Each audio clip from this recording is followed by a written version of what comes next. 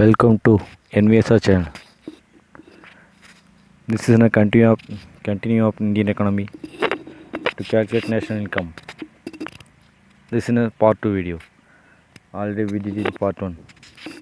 Before going to see this video, first see this part 1 video to make clear understanding of this video. Let's begin to the video. Indian economy continues. Tax paid to government is an example of current transfer. Tax is a compulsory levy payable by an institutional unit to the government without any corresponding entitlement to receive indefinite and direct quid pro quo from the government. Quid pro quo refers to something given or taken equivalent to another. Three main kind of current transfers are current tax on income, wealth, etc., social contribution and benefits, other current transfer. Current taxes on income and wealth, etc. It consists of mainly on taxes on the income of households or profits of corporations and of taxes on wealth that are payable to government. To put in the short, it consists of income tax, wealth tax payable by the households and the corporation to the government. B. Social contribution and benefits. Social contributions are payments to social insurance schemes and other social security payments like a provident fund, payment to new pension scheme, etc. These payments are made either by employer or employees or by both. Households themselves make these kind of payments in their capacity as employed, self-employed or unemployed persons. Social benefits. A current transfer received by households. It is intended to provide for the needs that arise from the certain events or circumstances, or example, sickness, unemployment, retirement, housing, education, or family circumstance. Social benefits may be provided under social insurance scheme or by social assistance. Example for social insurance schemes are Pradhan Mantri Suraksha Bima Yojana, Pradhan Mantri Jeev Jyoti Bima Yojana, and example of social assistance is Indira Gandhi National Old Age Pension Yojana. Other current transfers. The current transfer other than current taxes or income, wealth, social contribution and social benefits are called other current transfer. Other current transfer include the following. Number 1, net premium and claim under non-life insurance policies. Number 2, current transfers between different kind of government units, usually at the different level of government, and also between the general government and foreign government, such as transfers under the program intended to sustain and consumption level of population affected by war or natural disaster, such as droughts, floods or earthquake. 3. Current transfer to and from NPISH and number 4, current transfer between the resident and non-resident households, that is foreign remittance from between resident and non-resident households. These current transfer payments and receipts are between the residential and institutional units or between the residents and non-resident units. Transfer from one resident unit to other resident unit does not take any impact on the disposable income of an economy within the economy. If it reduces the disposable income of the one residence unit who pays it increase the disposable income of the receiving resident unit. But the current transfer between the resident and non-resident units affect the disposable income of the economy. The net of the current transfer paid and received from non-resident units is called the net current transfer from rest of the world. If net current transfer from the rest of the world is positive, GNDA is higher than GNI, vice versa. GNDA greater than GNI is net current transfer from rest of the world is positive. GNDA less than GNI, net current through transfer through rest of the world is negative. The press note of new series estimate of national income, consumption, expenditure, saving and capital formation released by Ministry of Statistics and Program Implementation, Government of India, dated GNDP equal GNI plus net other current transfer from rest of the world. The same press note as remark in the formula. It reads other current transfer refer to current transfer other than primary incomes. From this remark it can be inferred that other than net current transfer include all the three components of current transfer: current taxes on income, wealth, etc., social contribution and benefits, and other current transfers. net national disposable incomes (NNDI) by adding net other current transfer from rest of the world to NNI. The NNDI can be arrived. Net national disposable income equal to net national income plus net other current transfer from rest of the world by deducting the consumption of fixed capital from the gross national disposable income. Also, net national disposable income is obtained. Net national disposable income equal to gross national disposable income minus consumption of fixed capital. Gross disposable income of government. As said earlier, the disposable income is the total of income available for the spending and income available for saving. Gross disposable income of government equal to GFCE plus gross saving of central government, where GFC stands for government financial consumption expenditure.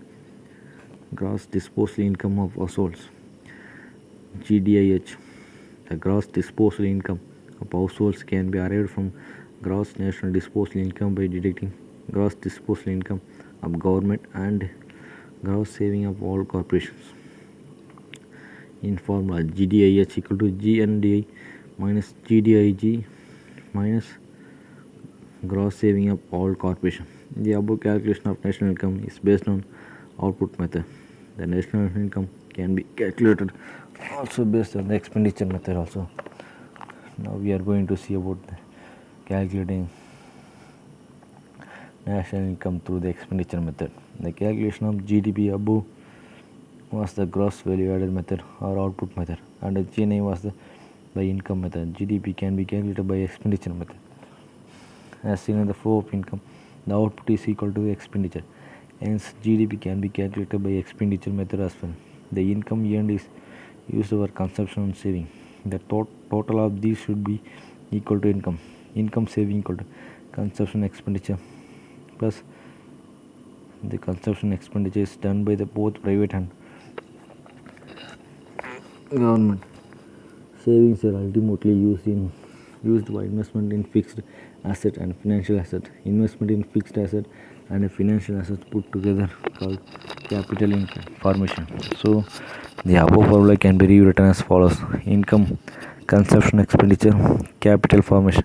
As per the system of national accounts 2000 in India, the formula for GDP under the expenditure method is followed: GDP equal to PFCA, GFC, GCF plus export of goods and service minus import of goods and service plus discrepancies.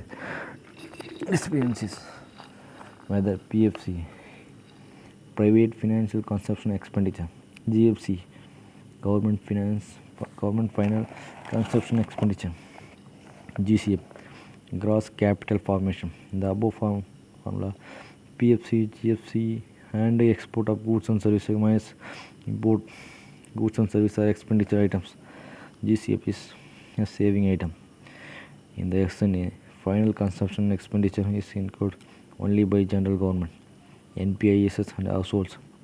Corporations do not have final consumption expenditure. They many purchase the same kind of goods and services households use for final consumption. For example, electricity or food. But such goods or services are either used for intermediate consumption or provided to employee as a remuneration in kind. Private final consumption expenditure. Final consumption expenditure is the amount of expenditure on consumption of goods and service. The final consumption expenditure borne by private is called private final consumption expenditure. Here by the word private we mean household. All consumption expenditure by household is incurred by them for their own benefits. The final consumption expenditure are incurred both within the economic territory and in rest of the world. The PFC is expressed in formatic form. PFC, private final consumption expenditure in domestic market, final consumption expenditure in resident household in the rest of the world minus final consumption expenditure of non-resident household in the economic territory. Number 2, government final consumption expenditure. Final consumption expenditure is the amount of expenditure on consumption goods and the final expenditure borne by the government. The government. The NPI is called General Government Final Consumption Expenditure. Consumption expenditure by general government is called either for the benefit of the community at large or for the benefit of individual households. The example was the consumption of expenditure by the government for the benefit of community at large or control of law, order, disease control measure, etc. The example for the consumption expenditure by the government for the benefit of individual households are subsidies, public distribution, disaster relief payments, etc. The expenditure that government units or NPs make on individual goods and services that they provide to households as a social transfer, kind of as record. The final consumption expenditure incurred by the government units or NPA is such.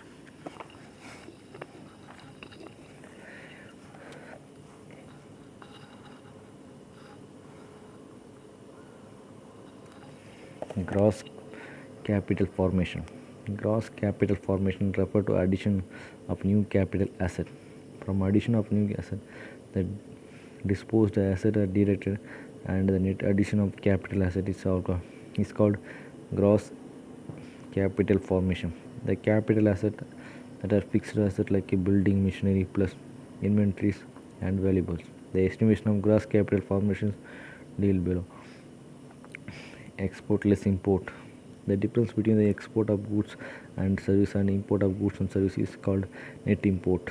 The excess import over import is the amount of consumption of expenditure incurred in the imported products. Discrepancies. The GDP calculated by gross value added method and expenditure method differ as the difference in the value recorded for the product between when it is produced and the moment in the consumed when as a considerable. There may be loss or gain. The value of quantity during storage or transport of products. It leads to the difference in estimate by these two methods. This difference is treated as a differences. Gross capital formation is estimation. Gross capital formation (GCF) is estimated by two approaches. They are a funds flow approach, commodity flow approach. In commodity flow approach, the investment made in different types of assets forming a part of GCF measured either industry wise or institutional sector wise. The investment in the asset come from financial saving. So adding the gross saving of domestic institutional sector and fund flow from rest of the world will equal to the investment made in different types of assets. So GCF is calculated by adding gross saving of domestic institutional sector and fund flow from rest of the world. This latter method is called funds flow approach. A funds flow approach. As said earlier, the investment has to come from financial savings. Hence, in fund flow method, the GCF is derived as a gross saving plus net capital inflow from abroad. GCF, gross saving plus net capital inflow from rest of world. Gross saving equal to saving of non-financial corporation, saving of financial corporation, saving of general government, saving of households. Net capital inflow from the abroad is capital inflow from rest of the world to economic territory, less capital overflow from economic territory to row. Net capital inflow from rest of the world. Net capital inflow from rest of the world equal to capital inflow from the rest of the world to economic territory. Capital outflow from the economic territory to the rest of the world. Commodity flow approach. In commodity flow approach, the GCF is estimated by the types of assets. There are three types of assets. They are gross fixed capital, inventories or change in stock, valuables. Gross fixed capital. Gross fixed capital refer to a fixed asset like building, plant and machinery used in production. Fixed asset produced assets that are used repeatedly or continuously in the production process for more than 1 year. They are durable and put into productive use to produce goods and services. Fixed assets include not only structure, machinery and equipment but also cultivated assets such as trees or animals that are used repeatedly for continuously to produce other products such as fruits or dairy products. They also include intellectual property products such as software or aesthetic originals used in production. B. Change in stock. Input materials to be used in production. Semi-finished goods and unsold finished goods are calculated inventories. The input materials are called goods of intermediate consumption. They are used to produce either consumer goods or fixed asset and valuables. Semi-finished goods are goods in the process of production of consumer goods or fixed asset and valuables. Take an example of shoe manufacturing industry. The raw leather as an input material. The processed leather as semi-finished goods and shoes are finished goods. Assume that the same shoe factory is explaining its capacity and construction is going on. The building in progress and semi-finished fixed asset. The input materials and semi-finished materials neither can be consumed or nor used as a fixed asset or stored as a valuable. Likewise, the unsold finished goods also neither can be consumed or nor used as a fixed asset or stored as a valuable. To put it simply, the product till they reach market as a final good and a service are called inventories. But the expenditure on such a product is incurred by the producer of goods and service, hence them accounted in the expenditure method. The inventories, once they become the final products on sale to consumer as a consumable products, are valuable, or to producer as a fixed asset are consumed either in PFC or GFC in the subsequent years. Likewise, in the subsequent years, new inventories are added. The inventories are measured on the unit basis. The inventories on the first day of the accounting period are deducted from the inventories on the last day of the accounting period. It is called change in stock. The inventory existing on the first day is deducted from the inventory on the last day of accounting period. Because inventory on the first day was already accounted in the previous year, it ensures only the current period inventory alone is accounted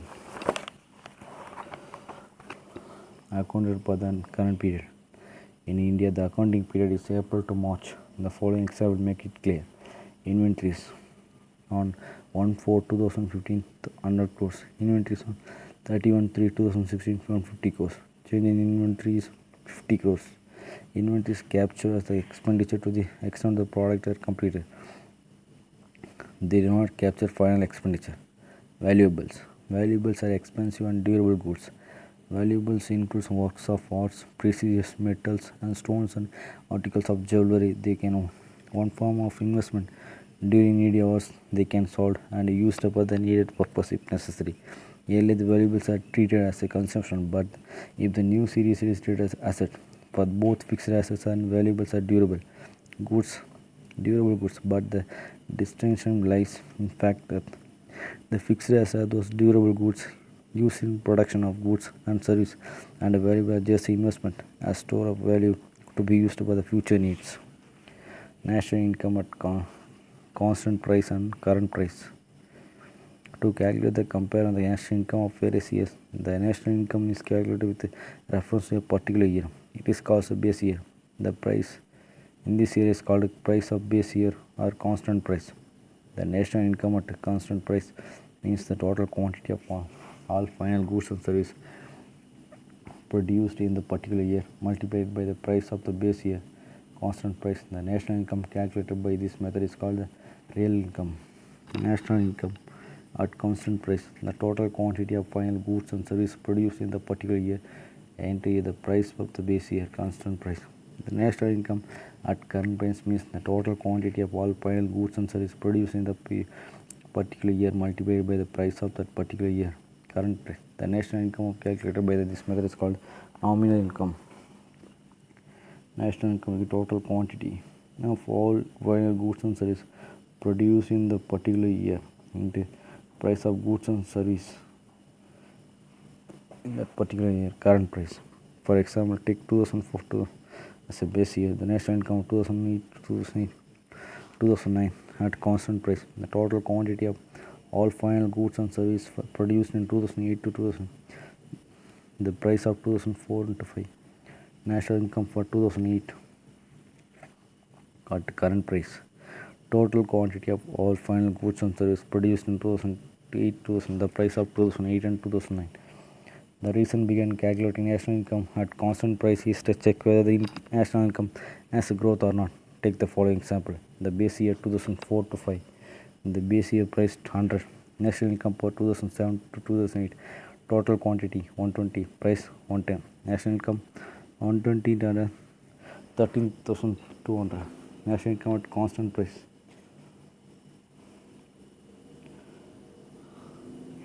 12,000. National income for 2008 to 2000. Total quantity 110. Price 130. National income at current price 110 into 130 14,300.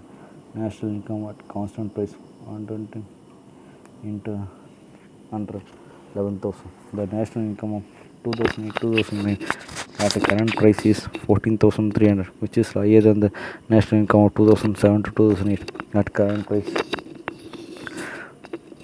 1,200. But the national income of 2000 at constant price is 11,000, which is lesser than national income of 2000 at constant price of 12,000. This is because the actual quantity produced in the 2008-2000 is lesser than that of 2007 to 2008.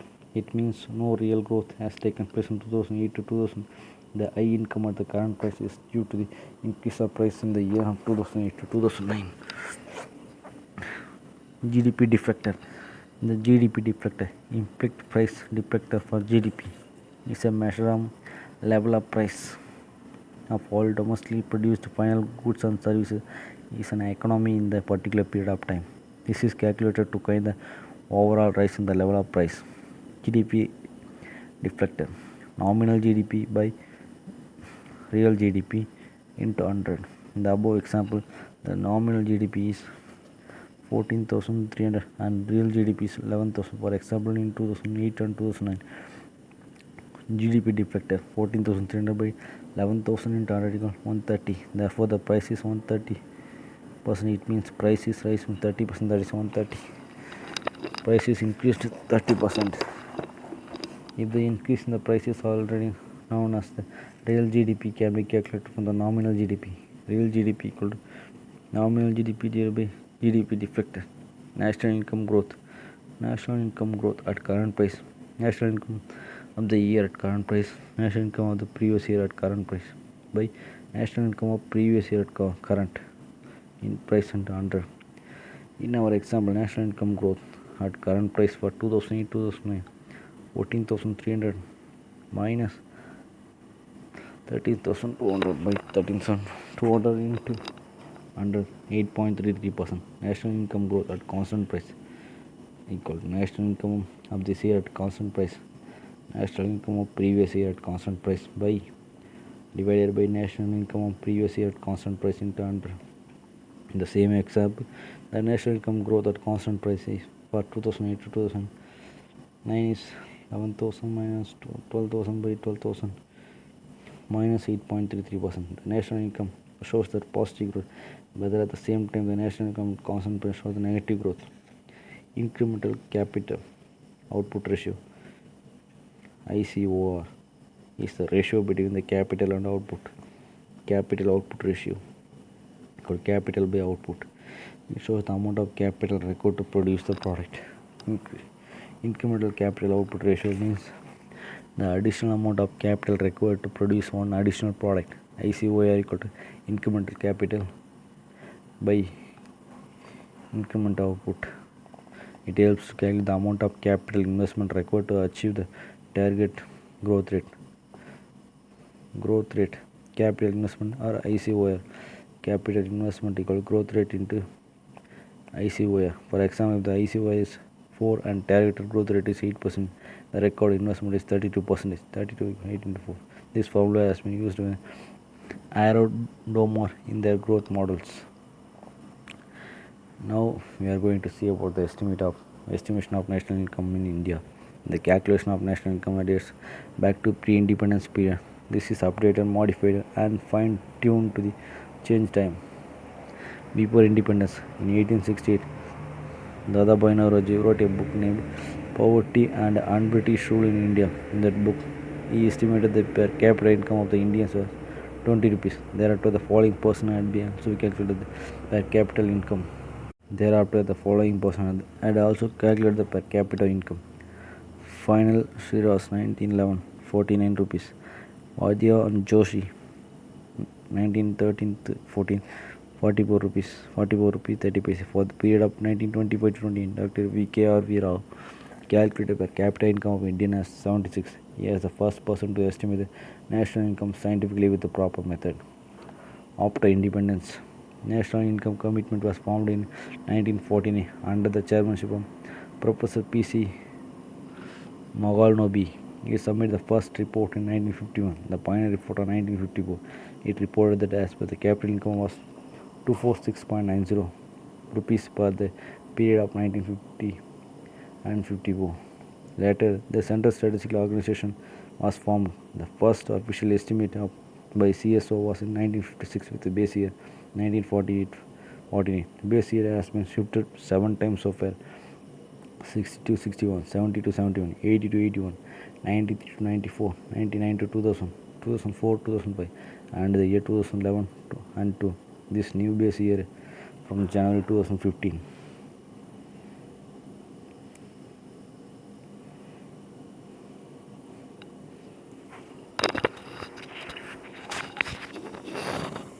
New series.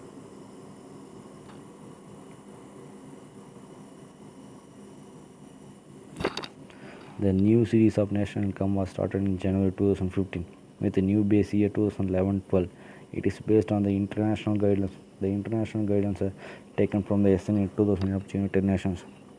In the old series, GDP at factor cost was called GDP, but in the new series, GDP at the market price is called GDP. Earlier, the sector-wise manufacturing data on value addition was sourced from the RB Industrial Outlook Survey conducted on the quarterly basis of Annual Survey of Industries (ASI). The Industrial Outlook Survey is based on the sampling method, and ASI, being an annual exercise, was extrapolated using index of industrial production to calculate the value addition in the intervening period to publish quarterly estimation.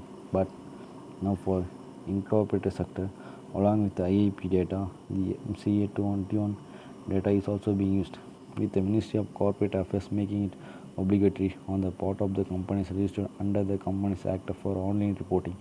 The MCA 21 database has been used for the manufacturing sector value addition data. The MCA database, as on the date, covers 5 lakh companies. It captures the data on value addition completely rather than capturing sample data. MCA 21 is an e-governance initiated by the Ministry of Corporate Affairs.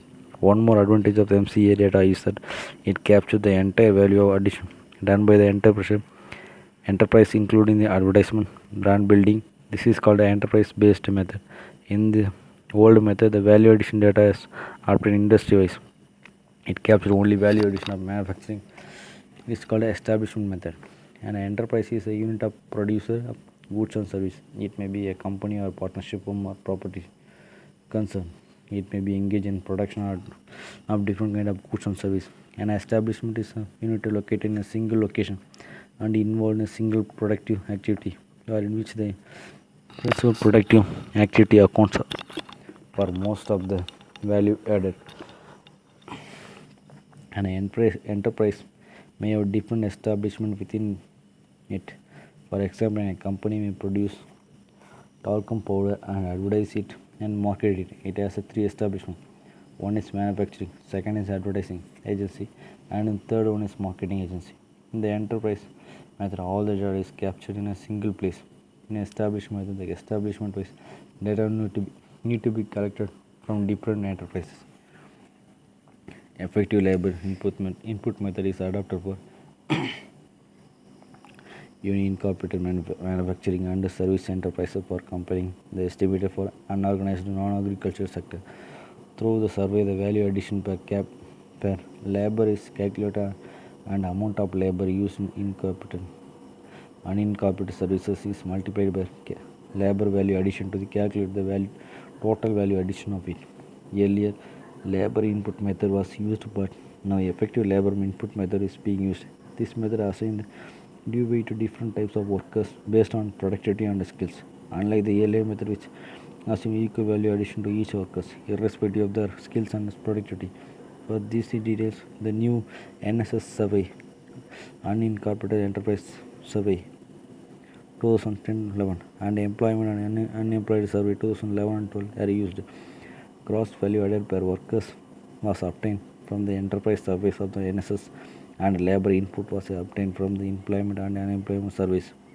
The timelines of the data availability in the old series and the new are given.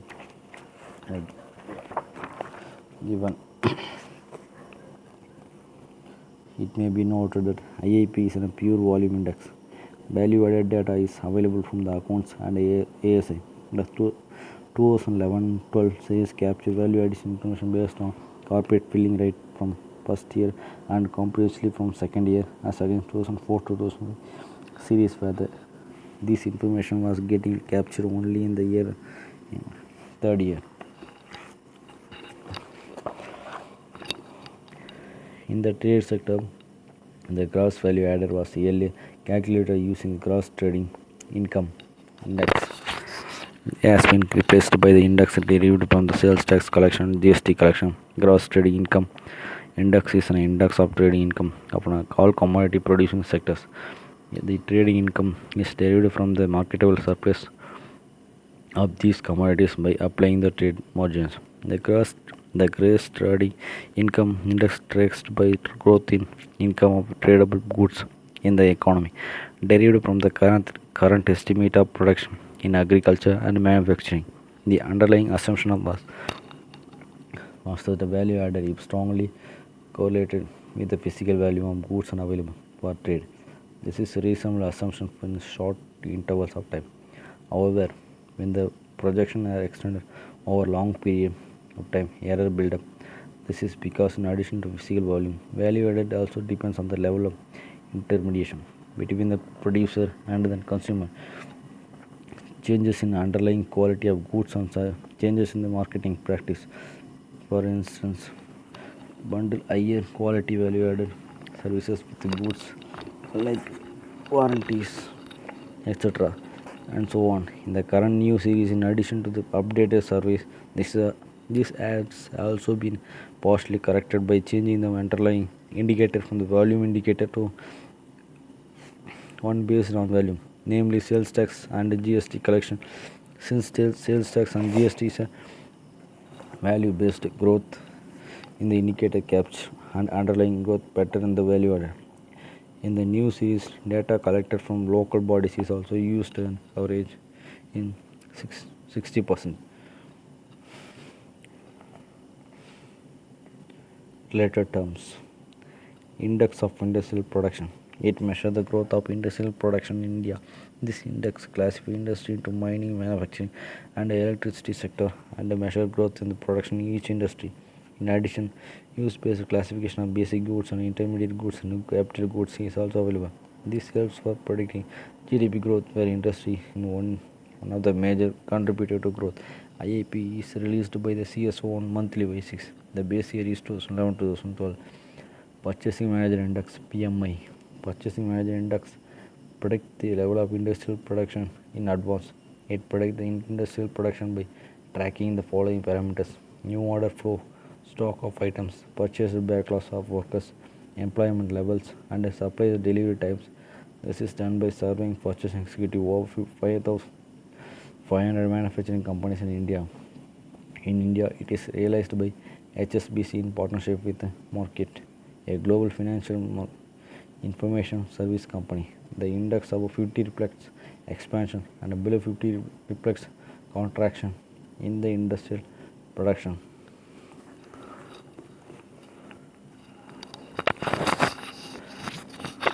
From that we are see the unit 2 of this Indian economy of Sankar Ganesh. Thanks for watching for this and listening this audiobook. Please like and share and subscribe NVSR. Thank you.